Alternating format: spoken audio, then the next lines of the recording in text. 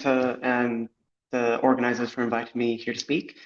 Really, really excited to talk about some of our work in the gut microbiota and vaccine responses. So I'm coming to you from South Australia today. We're mostly known for wine production and really nice landscapes, but we also do some pretty cool research here too, I think. So yeah, I'm part of the Lynn Systems Immunology group here at SAMRI.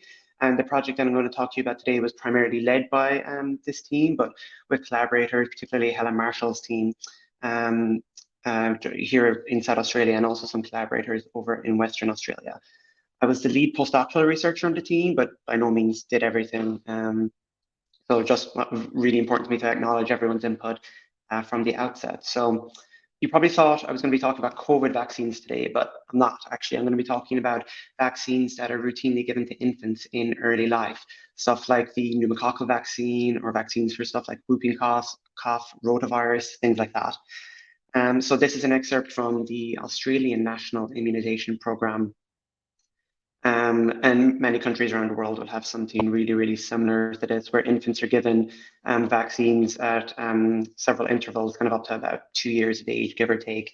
And these programs have, around the world, been really, really successful at reducing morbidity and mortality from infectious disease in infants. But when we measure antibody responses to these vaccines, which is typically how we assess how well they protect from disease, the antibody responses are quite variable. So for example, for the pneumococcal vaccine that I'll be coming back to later today, about 40-fold between individuals, or for the influenza vaccine, it's even higher than that, up to 100-fold.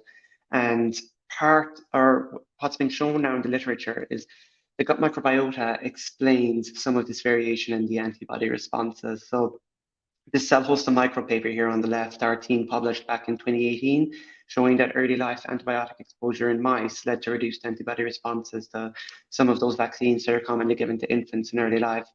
This paper in Cell more recently, it's from a team in Stanford that randomized adults to receive antibiotics or not before an influenza vaccine, showed a similar pattern.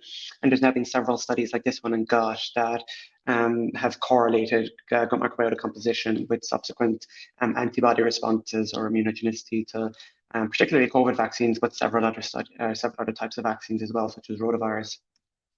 If this is something you want to know more about, I won't be able to get into a huge amount of detail today. Our team has reviewed this in Nature Reviews Immunology.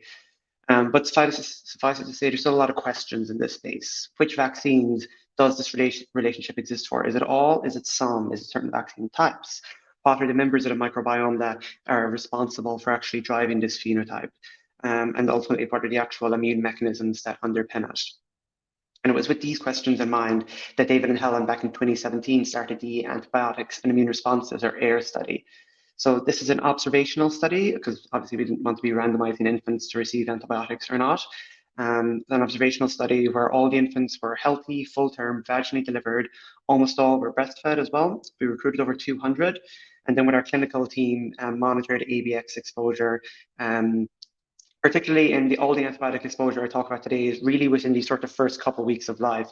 I'll describe the exposure groups in more detail in a minute, but we're really interested in the antibiotic exposure here in these first weeks and how that related to antibody responses to these vaccines at month 7 of life. And I'll show some data for that in a moment as well, and also month 15 of life. And then in between, we have these fecal samples and blood samples for shotgun metagenomics, RNA-seq on the infant's blood, and flow cytometry to look at kind of immune activation, frequency of immune cells in blood and things like that. A little bit about our antibiotic exposure groups. So we obviously have our no ABX controlled infants, the IP ABX, labeled here with yellow. This is intrapartum antibiotics where mom was given antibiotics in the intrapartum period. There's this PN ABX group, which is postnatal maternal ABX. This is mom getting antibiotics after birth, but while breastfeeding up to that week 6 of life. And that's with or without intrapartum exposure as well.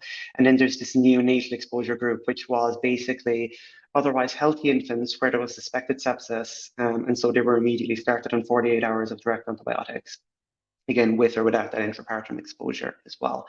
And this group in particular is where a lot of the interesting stuff happens. So again, so let's take this as antibiotic exposure in early life, and let's jump to some of this month 7 antibody data here. So the top row is for the pneumococcal vaccine, PCV13. The bottom row is for some of the antigens in the hexavalent 6-in-1 vaccine. And what we can see is for a lot of these antigens, there's really significant decreases in the antibody responses observed at these infants 7 months after this antibiotic exposure, which is really very striking. And it seems to be primarily limited to those infants who were directly exposed to antibiotics. I don't have time to get into it today, but our RNA-seq data also kind of seems to point to some immune perturbations that would underlie these changes and kind of might help us think about a mechanism for this. I'm going to shift gears for a little bit now and jump over to our metagenomics data for the rest of the talk. So we generated quite a large and deeply sequenced metagenomic data set on these infants, over 400 samples in total.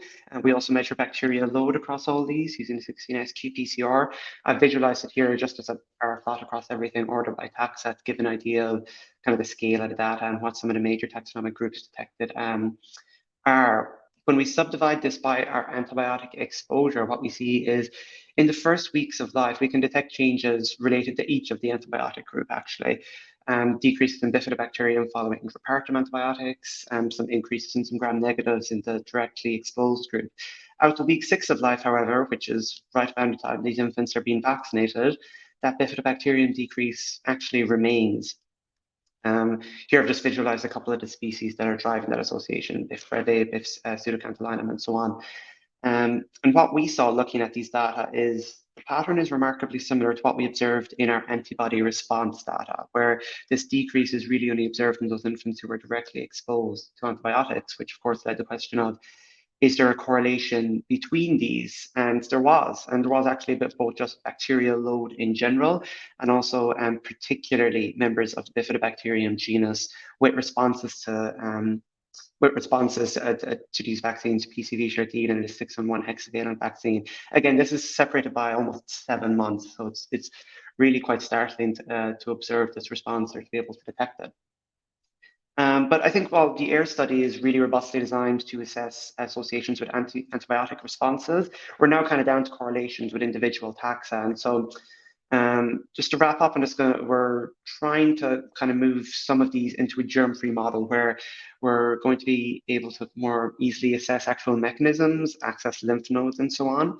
In our germ-free mice, we're able to recapitulate this phenotype of impaired antibody responses. This data is showing for the PCV13 vaccine between SPF and germ-free mice. And we're currently investigating specific monocultures to be able to recapitulate that. And we can see, depending on the bacteria put in, that we can really detect a range of different responses. And with that, I'll finish up. Once again, thank my team. If you have any questions, please reach out to me, reach out to David. And yeah, the manuscript's almost done, so hopefully you'll be seeing a preprint for it pretty soon. Thank you.